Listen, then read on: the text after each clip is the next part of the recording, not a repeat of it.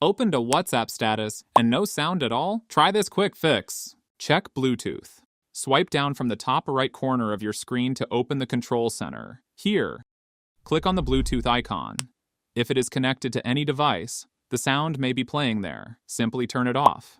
Then go back to WhatsApp and play the status again. Still no sound? Try this. Increase volume. Again, swipe down from the top right corner of your screen to open the control center. Increase the media volume to maximum. Go back and play the status again to check if the sound is working. Still no sound? Update WhatsApp. If you are using an iPhone, open the App Store app. If you are using Android, open the Play Store app.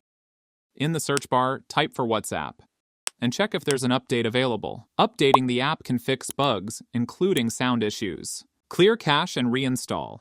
Open the Settings app on your device. Then, scroll down and click on General. Tap on the iPhone storage option.